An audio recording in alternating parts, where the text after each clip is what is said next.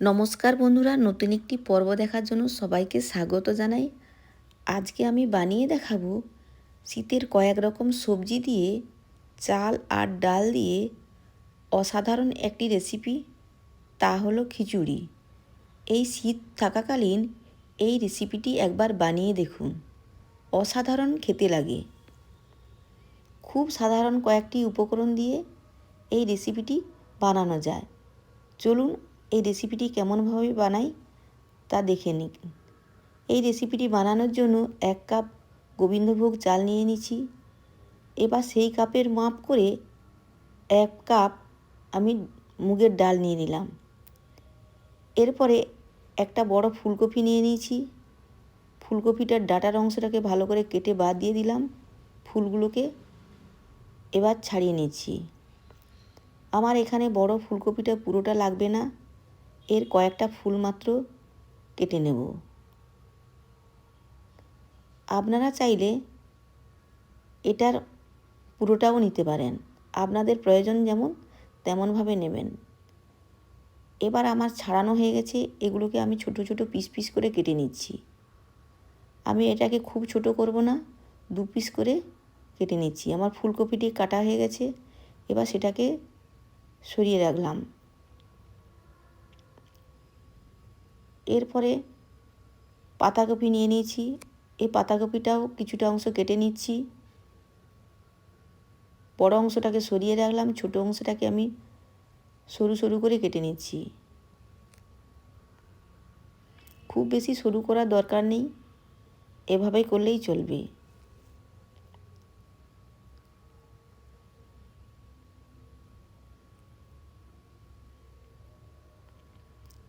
রেসিপিটি শেষ পর্যন্ত দেখার জন্য অনুরোধ করছি। আমার পাতাকপিগুলো কাটা হয়ে গেছে, এবার এটাকে তুলে রাখলাম। এরপরে আমি কয়েকটা বিনস নিয়ে নিয়েছি। বিনসগুলোর সামনের অংশটা কেটে নিয়ে ফেলে দিলাম। এবার ছোট ছোট পিস পিস করে কেটে নিচ্ছি।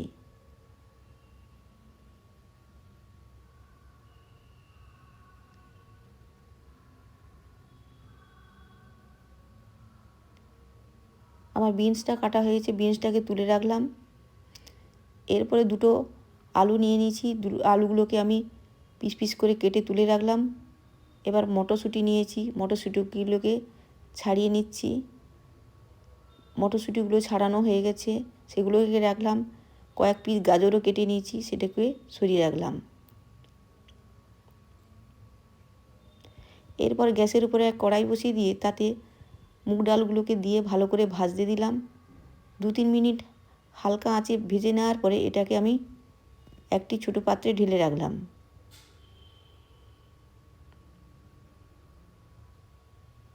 মুগ ডালগুলোকে আমি না ধুয়েই ভেজে নিয়েছি। এরপরে আমি এগুলোকে ধুয়ে নেব। এবার কড়াইতে তেল গরম করে তাতে কয়েক পিস আলু দিয়ে দিলাম। নুন হলুদ দিয়ে ভালো করে নেড়ে চেড়ে আলুগুলোকে ভেজে তুলে রাখলাম।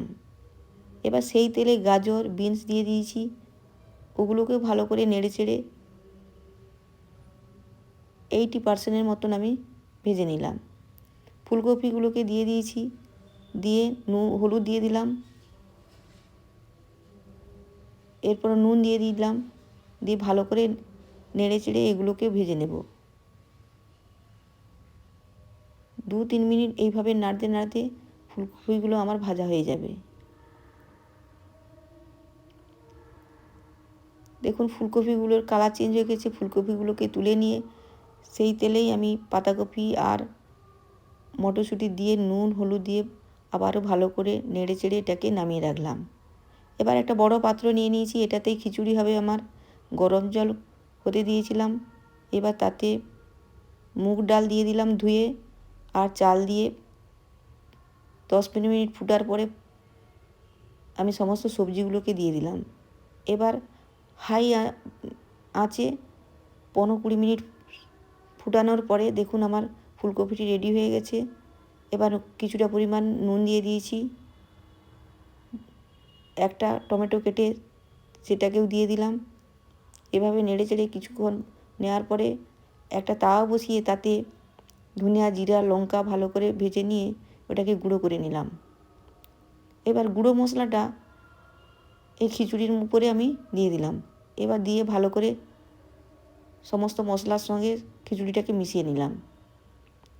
এরপরে কিছুটা পরিমাণ ঘি দিয়ে দিলাম। ঘি দিয়ে আবারও ভালো করে নেড়ে চেড়ে মিশিয়ে নিলাম। এবার একটা তড়কা প্যান বসিয়ে তাতে সরষে তেল দিয়ে এলাচ দারুচিনি দিয়ে দিলাম, লঙ্কা কয়েকটা দিয়ে দিলাম, জিরা দিয়ে দিলাম, আদা গুঁড়ো দিয়ে দিলাম, লঙ্কা গুঁড়ো দিয়ে ভালো করে ফুটিয়ে নিয়ে এবার খিচুড়ির উপরে দিয়ে দিলাম। দিয়ে এবার ভালো করে মিশিয়ে নিচ্ছি।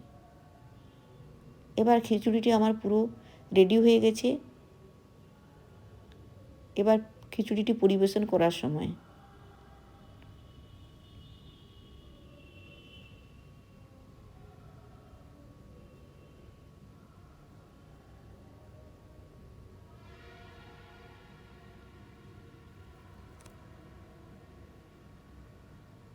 রেসিপিটি ভালো লাগলে লাইক, কমেন্ট, সাবস্ক্রাইব করে পাশে থাকবেন। আর রেসিপিটি কোথা থেকে দেখছেন একটু কমেন্টে জানাবেন। দেখুন আমার খিচুড়িটি রেডি হয়ে গেছে।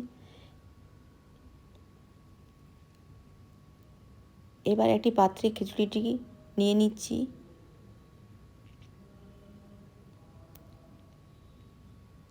রেসিপিটি শেষ পর্যন্ত দেখার জন্য ধন্যবাদ। ভালো থাকবেন, সুস্থ থাকবেন। দেখা হবে আর একটি অন্য কোনো রেসিপিতে। আজকের রেসিপিটি কেমন হয়েছে কমেন্টে একবার জানিয়ে যাবেন। ধন্যবাদ।